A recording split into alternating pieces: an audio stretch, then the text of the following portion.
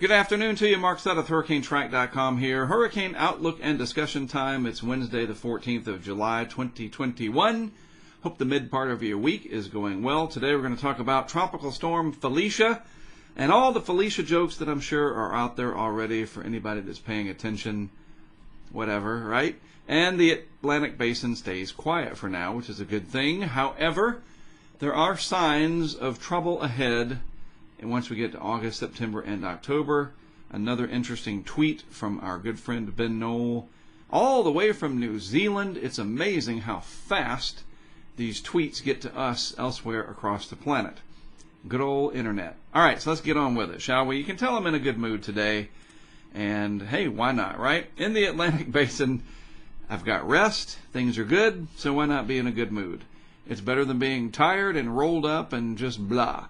All right, in the Atlantic Basin, one little area of disturbed weather south of Atlantic Canada and vicinity up through this area. Not to worry, it shouldn't develop into anything. 10% chance of development. So odds are overwhelmingly against this developing at all. In the Eastern Pacific, we have Felicia out here, another area of disturbed weather that looks like it will develop. Both of these are going to move away from land masses out into this region. So if you're in the Baja or mainland Mexico down here or Central America, you don't have to worry about these systems directly. If and when Felicia becomes a hurricane, it could send swells out towards the Baja.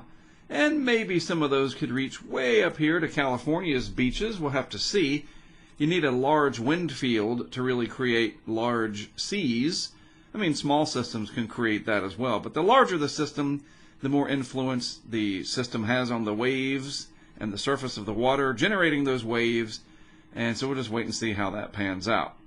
Here's what Felicia looks like on our tracking map from the HurricaneTrack Insider site. I love this map, so I'll show it off as much as I can. I like the fact, by the way, that you can go in and change the base map. You can just make it plain and boring, so to speak. You can make it where it's the ocean, which is kind of what I had, a little bit different than the National Geographic background. There's no streets out in the ocean there, but you can do street level, terrain. Ooh, you know, if you're into the physical relief map kind of thing, this is the shaded terrain background, and topography. You know, lots and lots of different features on there. I like it. Just thought I'd show it off there. What does it show? Well, it shows Felicia staying away from places like Mexico, down here, Acapulco de Juarez. See right there?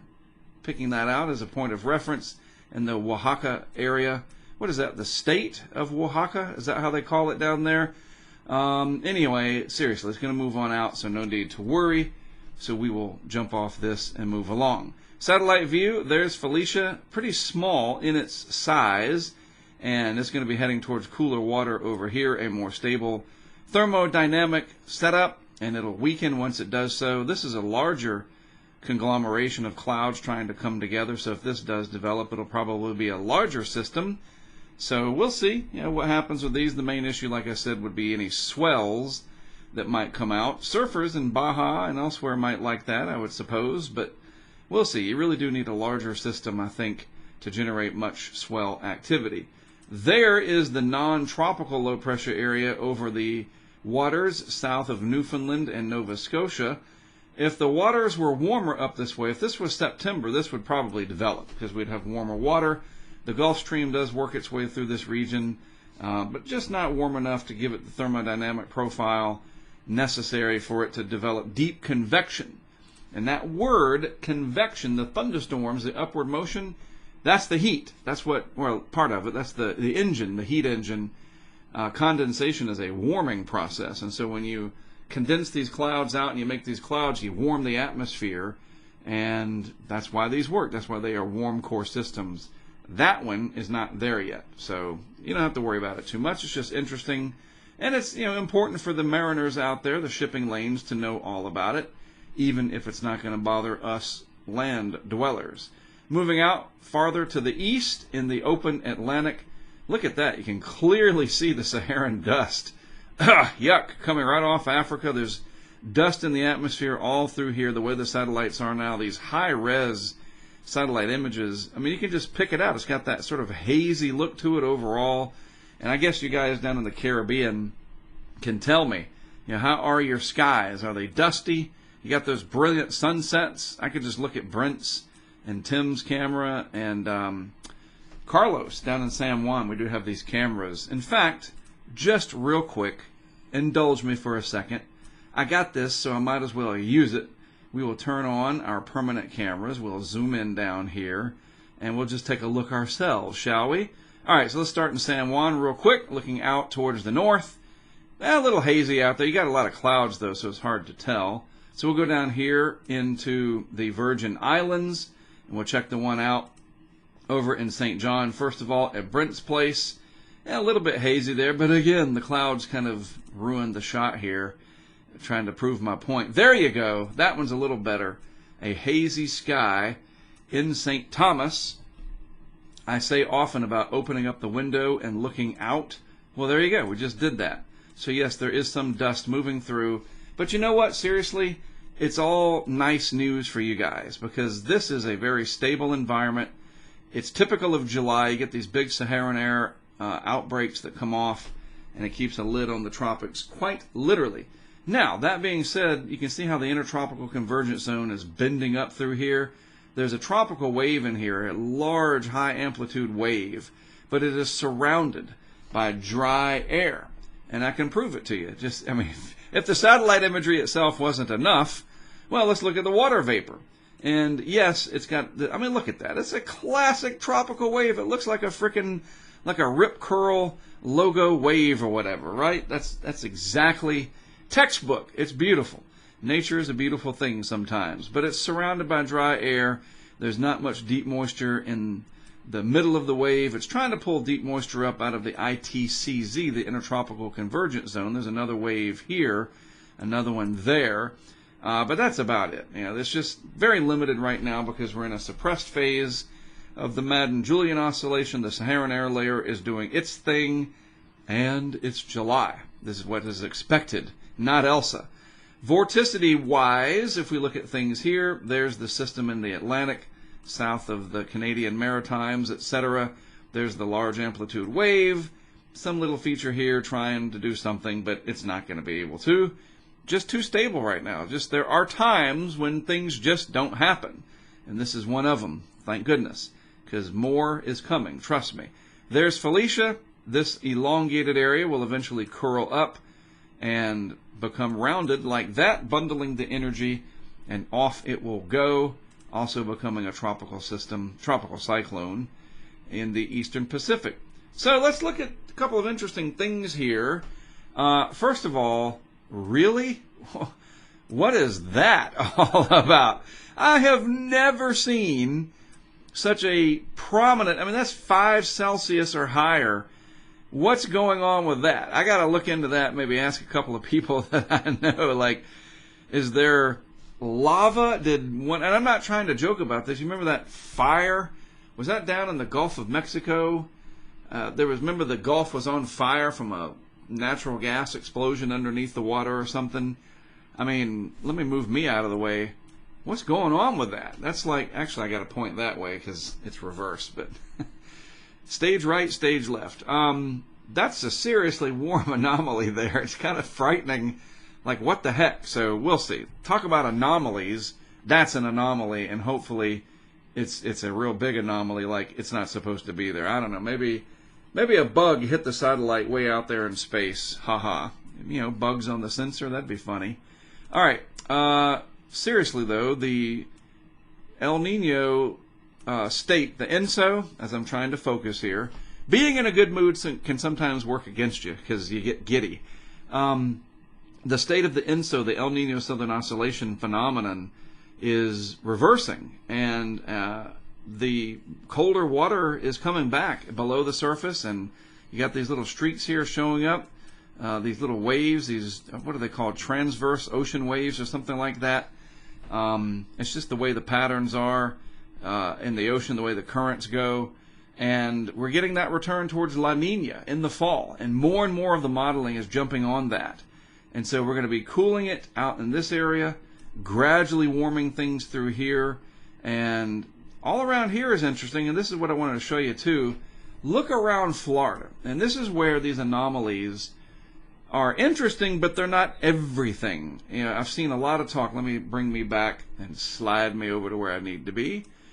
So, a lot of talk about the main development region, and it's cooler than last year, it's cooler than some other year, or people will just say, it's cool. It's cool this year. I'm like, well, it's relative to something, right? It's cool. I mean, to me, 82 degrees in the water is cool, because I like 85 or 86 or 87. Then I can just slip right in. That's just me. So when you hear people say, you know, hey, the MDR is cool this year, or look at around Florida in this anomalies map, and you say, oh, the waters are cool around Florida, so I don't think much is going to happen this year. All right, first, let's just take a look at the reality. These are anomalies, departures from the long-term average here. All right, anomalies, that's what that is. So these blues through here are a departure from, I guess it's 1990 and then 30 years into the future, whatever that is, right? 2020, something like that, if math is correct. And so that 30-year time frame is the backdrop in which these anomalies are based off of. So you look at that and you go, yep, it's cooler around Florida. All right, so then let's go look at the actual sea surface temperatures around Florida. What does the legend say? Yellow is 29 Celsius all around Florida here. So if you were to go jump off of the pier down there in Naples and Venice and Tampa, St. Pete, whatever, Cedar Key, where I just was, for Elsa, water temperatures are warm. You know, they're warm enough for a hurricane, and a strong hurricane. 29 Celsius will get it done.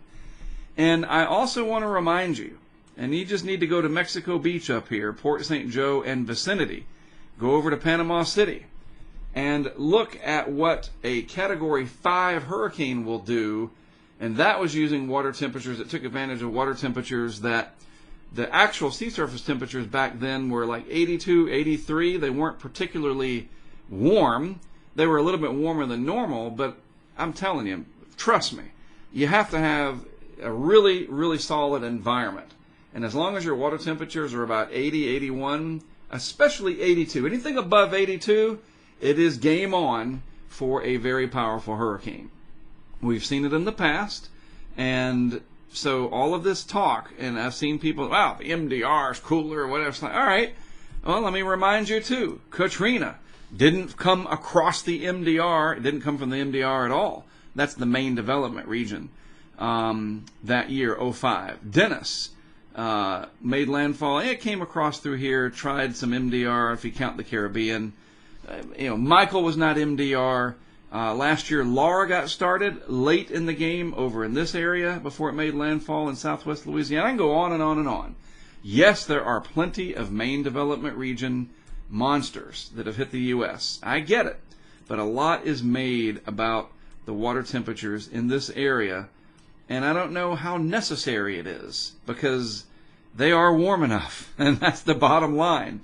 It matters in terms of the placement of upward motion and the distribution of heat and all of that, but in terms of actually getting the engines going, we're where we need to be. In terms of nature. Nature's good.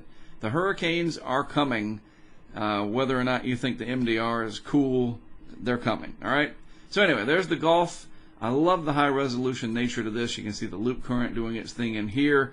And by the way, that's water that's moving. So you have moving deep water that's warm. Most of the Gulf is nice and toasty, 29, 30 Celsius, roughly. And it's a little cooler than we've seen. There's been a lot of rainfall. So you had a lot of runoff. The water's mixed up and agitated. Elsa just went through there. But trust me, it's warm enough for hurricanes to develop once the time comes later in August, September, and beyond. And I think there's going to be a beyond this year. It looks like it. So let's look at Felicia real quick. There's the signature of it in the Pacific. This is the system that's coming along afterwards. I'll leave my telestration up, and we'll move this guy forward. There goes Felicia. It looks like Felicia will be fairly intense. You can really see that vorticity signature, kind of a solid black circle in there. And that is the telltale sign of an intense but small in aerial coverage cyclone, and then the next system takes shape. We'll have to watch these and see. That one's larger, clearly. We'll have to see. This is about a week out. Does this go on out to eventually affect Hawaii? Yeah, maybe. Maybe. That's a long way out. But a couple of twin cyclones in the Pacific, that'll rack up some ace points out there. Maybe with these twins going on, we'll get some swells up here, and it could be surfs up in Southern California. We'll have to keep an eye on that and see what the Tropical Analysis and Forecast branch says down there in Miami. Now, looking at the Atlantic, here's the signature of that very broad tropical wave, but again, it doesn't have much moisture to work with in the mid-levels of the atmosphere. There's the system south of Canada, Atlantic Canada anyway, and that's about it. And we'll put this into motion, kind of drag this out into time. Come on, work with me here, pointer. So there we go. This is 72, 96, nothing, 120, nothing. Just take it on out. There's a big tropical wave that comes off Africa there at hour 150 or so. And that's really, we're getting towards the end of the month here, but nothing brewing. And like I said yesterday, sometimes you can show these way out to 2 weeks into the future, because when you show nothing, nobody gets upset about that. People, they'll come burn your office down if you show 2 weeks out and there's a giant hurricane parked off of Miami. But when you show nothing, nobody gets upset about it. Isn't it funny how that works? Well, let's go way out into the future and check out what Ben Knoll was saying. The ECMWF velocity potential anomalies was updated, and wow, looking out ahead, let's just stop this. Whoops, hold on. Try again, Mark.